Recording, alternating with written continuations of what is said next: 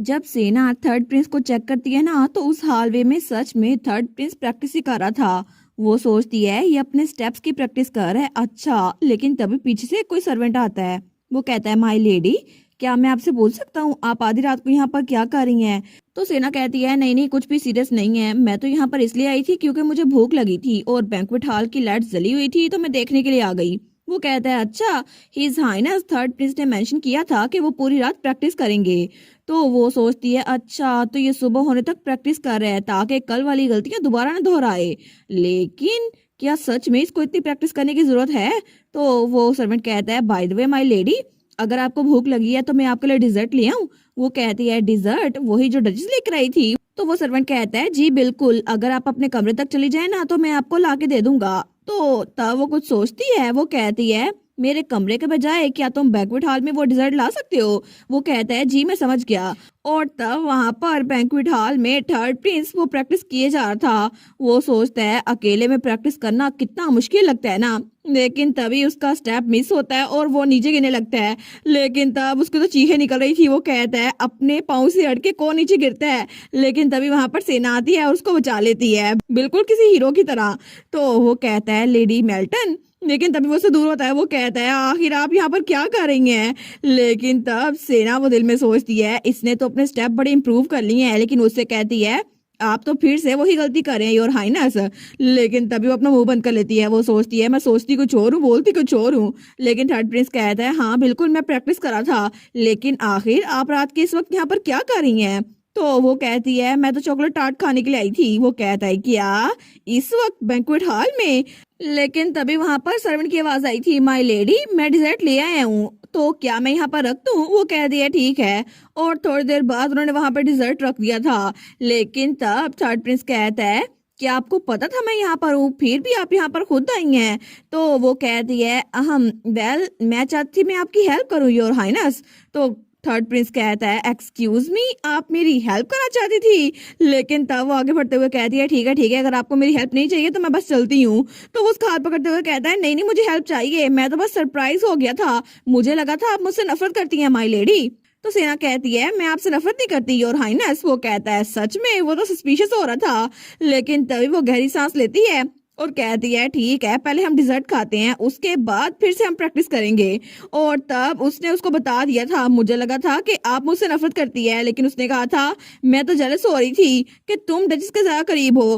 तो third Prince कहता है, आप इसलिए जेलस थी क्योंकि आपको लगता था कि मैं आपसे डचेस के करीब हूँ? ये तो बिल्कुल चाइल्डिश साउंड करता है।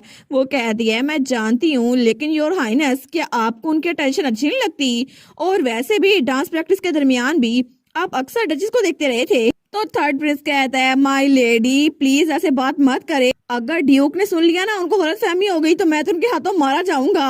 तो वो सोचती है, बिल्कुल ये बात तो ठीक कर रहा है। लेकिन तब वो कहता है, डचेस तो मेरे लिए बिल्कुल एक गाइडेंस की तरह है, उनके पास तो मुझे बिल्कुल मदर वाली फीलिंग आती है, इसी वजह से मैं चाहता हूँ कि वो मेरी तरफ अटेंशन दे, इसके अलावा कोई बात नहीं है। वो सोचती है, अच्छा, बिल्कुल एक चूजे की तरह, अच्छा तो ये बात है। लेकिन वो कहता है, आप भी तो डचेस के करीब है ना जितना मैं हूँ माय लेडी, क्योंकि डांस के दौरान वो अक्सर आपको भी देखा करती हैं। तो वो सोचती है, क्या मैं तो नोटिस ही नहीं किया क्योंकि मेरा फोकस तो हिज हाइनेस पे था। लेकिन तब डांस प्रैक्टिस के दौरान एलिस तो सोच रही थी, पता नहीं सेना और हिज हाइनेस कब क्लोज होते हैं। तो सेना कहती है, मुझे लगता है मुझे गलतफहमी हो गई थी, प्लीज मुझे माफ कर दें, और मैं सच में माफी मांगती हूँ कि मैं आपके पाँव पे पैर रख रही थी। वो कहता है, कोई बात नहीं, जहां तक मिसअंडरस्टैंडिंग की बात है वो क्लियर हो गई है, और मुझे अच्छा लगा कि आप मुझसे नफरत नहीं करती। तो वो कहती है, अच्छा लगा? वो कहता है, जी जी बिल्कुल, और आप तो मेरी हेल्प भी कर रही हैं माय लेडी। सच में आप जब वहां पर बच्चों को पढ़ाने के लिए आई थी ना, तभी मुझे बड़ा अच्छा लगा था, और आपने कहा था, मुझे यकीन है हिज हाइनेस वो दूसरे लोग की हेल्प कर सकते हैं, और ये सिर्फ कुछ ऐसा है जो आप ही कर सकती हैं। मुझे लगता है कि पहली बार मैंने किसी की बात सुनकर ऐसा करना शुरू किया था, और मुझे अच्छा लगा कि मैं आपके साथ घुल मिल के रह सकता हूँ माय लेडी। लेकिन तब सेना उसको देखती है। वो सोचती है, क्या सच में थर्ड प्रिंस हमेशा से इतना ऑनेस्ट और स्ट्रेट फॉरवर्ड था? लेकिन ये तो बहुत ही ज्यादा टैलेंटेड लग रहा है मुझे। तो वो हंसने लग जाती है। वो कहती है, ठीक है, तो फिर मैं पूरे दिल और जान से आपको सर्व करूंगी माय लॉर्ड। तो थर्ड प्रिंस कहता है ठीक है, मैं उम्मीद करता हूँ हम लोग अच्छे से रहें। तो तब सेना खड़ी होते हुए कहती है ठीक है, अब बहुत कुछ हो गया, तो क्या हम प्रैक्टिस शुरू करें? इस बार मैं प्रॉमिस करती हूँ कि आपका पाँव सलामत रहेगा। वो कहता है ठीक है। लेकिन तभी सेना वो अपना कोट उतारती है, तो तब वो कहती है क्या हुआ, आप उठ क्यों नहीं रहे? लेकिन थर्ड प्रिंस सोचता है ये तो अभी अपने नाइट गाउन में है, क्या इनके लिए अप्रोप्रिएट होगा मेरे साथ ऐसे डांस करना? चलो फिर भी अगर इनको फर्क नहीं पड़ता तो मुझे भी फर्क नहीं पड़ता। वो कहती है योर हाइनेस। वो कहता है नहीं नहीं कोई बात नहीं, हम लोग डांस प्रैक्टिस शुरू करते हैं। और तब वो लोग बड़े अच्छे से डांस प्रैक्टिस कर रहे थे और इस बार तो थर्ड प्रिंस का भी कोई स्टेप मिस नहीं हो रहा था। लेकिन तभी दोनों एक दूसरे की आंखों में देखते हैं, तो थर्ड प्रिंस कहता है इस बार तो आपने बिल्कुल भी मेरे पाँव पे पैर नहीं रखा। तो सेना भी कहती है योर हाइनेस, आपने भी कोई गलती नहीं की। और इस बार वो बिना किसी लड़ाई किए आराम से सुलह से डांस कर रहे थे। लेकिन तब हमें अगली सुबह का सीन दिखा रहता है और हमारी डचेस एलिस वो उठती है। वो सोचती है मैं तो पूरी रात सोई नहीं, मुझे तो पता ही नहीं था मैं ड्यू को कैसे फेस करूं। अगर मैं उनसे टकराई और मैं उनसे कह दूं गुड मॉर्निंग, मैं आपको पसंद करती हूँ, तो क्या होगा? लेकिन तब वो कहती है आइलीन, क्या तुमने हिज ग्रेस को देखा सुबह से? वो कहती है हिज ग्रेस तो एम्पीरियल पैलेस चले गए थे सुबह सुबह। वो सोचती है चलो अच्छा हुआ। लेकिन तब वो तैयार होके आगे बढ़ी थी। वो सोचती है मैं पहले जाकर कुछ अच्छा खाऊंगी और अपने आप को काम डाउन करूंगी। लेकिन तभी वहां से उसे किसी की बात करने की आवाज आ रही थी। वो सोचती है क्या ये आवाज तो लॉबी से आ रही है ना? लेकिन तब वहां पर थर्ड प्रिंस और सेना वो लोग चाय पी रहे थे और हंस के बातें कर रहे थे। वो सोचती है लगता है कि मेल लीड और फीमेल लीड की प्रोग्रेस हो गई है। मुझे लगता है ये लोग इतने फ्रेंडली बन गए हैं। लेकिन रियलिटी में वो लोग बात कर रहे थे कि इस बार हम अच्छे से डांस करेंगे। थर्ड प्रिंस कहता है मैं अपनी आंखें बंद करके डांस करूंगा। वो कहती है कोई मसला ही नहीं है, मैं तो डांस प्रैक्टिस करने के लिए बिल्कुल तैयार हूँ। तभी वहां पर बटलर आता है। वो कहता है मैडम। तो हमारी एलिस कहती है बटलर क्या हुआ है? तो उसको एक लेटर देते हुए कहता है ये एम्पीरियल पैलेस से आज ही आया है आपके लिए। तो वो उस लेटर को देखती है। वो कहती है क्या एम्पीरियल पैलेस से? लेकिन थोड़ी देर बाद वो सेना और थर्ड प्रिंस के साथ बैठी थी। तो सेना कहती है क्या एम्पीरियल पैलेस से ये भेजा है? तो हमारी एलिस कहती है बिल्कुल उन्होंने भेजा है। तो उस लेटर में लिखा था हाउस डेराट आपको अपकमिंग हंटिंग कॉम्पिटिशन में इन्वाइट कर रहा है और वहां पे सिर्फ वो लोग जा सकते हैं जिनको इन्विटेशन मिला है। लेकिन सेना कहती है हिज हाइनेस थर्ड प्रिंस को नहीं बुलाया गया, क्या ये इन्विटेशन सिर्फ हाउस के मेंबर्स के लिए है? तो हमारी डचेस कहती है बिल्कुल हाउस डेराट के लिए सिर्फ सिंगल इनविटेशन आया था। तो थर्ड प्रिंस बेचारा वो कहता है इसका मतलब मैं अटेंड नहीं कर सकता, मुझे माफ कीजिएगा माय लेडी, मुझे लगता है कि डांस प्रैक्टिस करेगा कोई फायदा नहीं हुआ। तो सेना उसको तसल्ली देते हुए कहती है कोई बात नहीं। लेकिन हमारी हम सोचती है हंटिंग कंपटीशन तो बहुत ज्यादा क्लोज है, मुझे लगता है कि इस बार थर्ड प्रिंस को चेक में रखने के लिए बहुत ज्यादा स्कीमें की जा रही है और ऑब्वियस है इसका कल्प्रिट कौन है, वो सेकंड क्वीन होगी जो कि सेकंड प्रिंस की मोम है। लेकिन फिर भी उन्होंने जानबूझ के एक और इन्विटेशन ही भेजा ताकि थर्ड प्रिंस वहां पर ना आए। लेकिन कितनी अजीब सी ट्रिक है ना। तो वहां पे सेना तो थर्ड प्रिंस को सल्ली दिए जा रही थी। तो तब सेना कहती है ठीक है डचेस, तो मैं हिज हाइनेस के साथ मीनार में रहूंगी, आप लोग जाइएगा, आप और भाई। वो कहती है क्या? तो थर्ड प्रिंस कहता है माय लेडी आपको मेरी वजह से मुश्किल में फंसने की जरूरत नहीं है, मैंने कल आपसे वादा नहीं किया था कि मैं आपको सर्व करूंगी। और वो कहती है ये एक अपॉर्चुनिटी है और मुझे लगता है एक चांस है और प्रिपेयर करने का, तो मुझे लगता है हमें इसे पॉजिटिवली देखना चाहिए। तो तभी थर्ड प्रिंस खड़ा होता है। तो एलिस सोचती है कि ये फिर से लड़ने लगा है। लेकिन तब वो कहता है माय लेडी आप तो ठीक कह रही हैं, मुझे लगता है मुझे अपनी शॉर्ट कमीज को ठीक करना पड़ेगा। वो कहती है बिल्कुल बिल्कुल यही एटीट्यूड चाहिए होता है योर हाइनेस। लेकिन हमारी एलिस सोचती है लगता है ये लोग तो बड़े क्लोज हो गए हैं, अब तो बिल्कुल नहीं लड़ते। और तब हमें रात का सीन दिखा रहता है जब एलिस अपने बेड पे लेट चुकी थी। वो सोचती है मैंने पूरा दिन ड्यूक को नहीं देखा, मुझे लगता है अब तो सोने का टाइम भी हो गया है। लेकिन जब मैंने सेना से पूछा तो उसने भी यही कहा था वो मिलिट्री रीऑर्गेनाइजेशन में बिजी होंगे। इसका मतलब है कि वो बिजी हैं, तो ये भी मेरे लिए एक ब्लेसिंग है। लेकिन आखिर मुझे इतनी तसल्ली क्यों हो गई है? मुझे लगता नहीं है ये ब्लेसिंग है, मे बी ये कर्स हो, क्योंकि अगर वो मेरे सामने आया ना तो क्या पता मैं उसे कन्फेस कर दूं। लेकिन तभी उसकी बुरी वाली साइड उसके सामने आती है। वो कहती है नॉनसेंस, तुम्हारा दिल पहले ही इस ग्रेस को चाहता है, बस अपनी इंस्टिंक्ट को फॉलो करो। लेकिन तभी उसकी अच्छी और बुरी साइड आपस में लड़ रही थी। तो उसकी अच्छी साइड कहती है ड्यूक बस तुम्हें अच्छे से काइंडली ट्रीट करता है, इसका ये मतलब नहीं है वो तुमसे प्यार करता है। तो उसकी बुरी साइड कहती है तुम्हें कुछ नहीं पता। और उसकी अच्छी साइड कहती है अगर तुमने कन्फेस कर दिया और ड्यूक ने बोला मैं आपके बारे में फिक्र करता तो हूँ लेकिन इस तरह से नहीं, तो उसकी अच्छी साइड कहती है तुम्हारी तो सबके सामने इंसल्ट हो जाएगी और तुम्हें घर छोड़ के जाना पड़ेगा। लेकिन तब उसकी अच्छी और बुरी साइड से लड़ी जा रही थी। वो सोचती है मुझे तो ये भी नहीं पता कि ड्यूक सच में मुझे पसंद करता है या फिर नहीं। लेकिन तभी उसकी बुरी साइड कहती है अगर तुम उसको टेस्ट करो कि वो कैसा फील करता है, और अगर वो सच में तुम्हें पसंद करता हुआ तो फिर तुम उससे कन्फेस कर देना और हमेशा के लिए डचेस बन जाना। लेकिन वो सोचती है अगर वो मुझे पसंद करता हुआ तो मैं डचेस बन जाऊंगी, लेकिन मेरी फ्रीडम का क्या। तो उसकी बुरी साइड कहती है डचेस बनना इतना भी बुरा नहीं है, तुम आराम से पैसे वाली जिंदगी गुजार सकती हो। तो उसकी अच्छी साइड कहती है लेकिन हाउस जेरार्ड की मिस्ट्रेस बनने का ये मतलब है कि तुम्हारे पास बहुत सारी ड्यूटीज होंगी। वो सोचती है कि यार मेरे पास फ्रीडम नहीं होगी, लेकिन तब तो बेचारी खुद ही थक गई थी। वो सोचती है इतना भी इजी डिसीजन नहीं है, चाहे कुछ भी हो जाए मुझे कॉन्सिक्वेंसेस तो फेस करने पड़ेंगे, लेकिन अभी के लिए मैं अपना टाइम लूंगी। हंटिंग कंपटीशन पहले आएगा और उसके बाद कुछ और तब वो आराम से हो गई थी। लेकिन तब अगले दिन उसकी मेड आइलिन कहती है मैडम ये तो आप पे बड़ा सूट कर रहा है, और एलिस ने हंटिंग कंपटीशन के हिसाब से कपड़े पहने थे। वो कहती है बिल्कुल परफेक्ट, कंपटीशन के लिए तो आउटफिट बिल्कुल परफेक्ट है। तो आइलिन कहती है आप तो बिल्कुल फ्लॉलेस लग रही हैं। लेकिन तभी दरवाजे पे कोई कहता है क्या मैं अंदर आ सकता हूँ डचेस? तो वो था ड्यूक। तो हमारी ग्रेस कहती है जी और ग्रेस। तो ड्यूक कहता है मैं उम्मीद करता हूँ मैं सही टाइम पे आऊंगा। लेकिन हमारी हीरोइन उसको देखती है, वो सोचती है वाओ मैं कहाँ पर देखूं, ड्यूक तो इतना हैंडसम है। लेकिन तभी वो अपने मुंह पे थप्पड़ मारने लग जाती है। वो सोचती है फोकस करो, आज का दिन बड़ा इंपॉर्टेंट है। तो ड्यूक सोचता है कितनी अडोरेबल है। वो सोचती है आज का दिन तो एम्प्रेस अपनी हिडन स्कीम को चालू करने वाली है।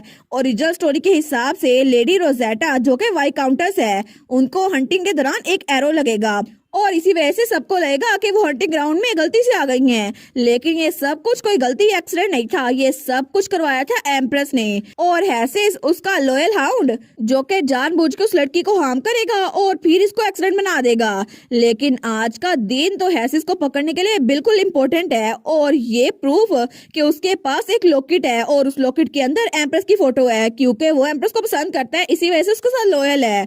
लेकिन वो सोचती है एक बार ड्यूक को ये सब कुछ पता चल गया ना तो फिर उसको पता चल जाएगा कि एम्प्रेस के पीछे है, फिर तो मसला ही हल हो जाएगा। मुझे सबसे पहले वाई काउंटर्स को बचाना होगा और एविडेंस इकट्ठे करूंगी, बस मुझे यही करना है। तो ड्यूक कहता है तैयारियां मुकम्मल हो गई हैं तो क्या हम लोग चलें? वो कहती है जी जी चलते हैं।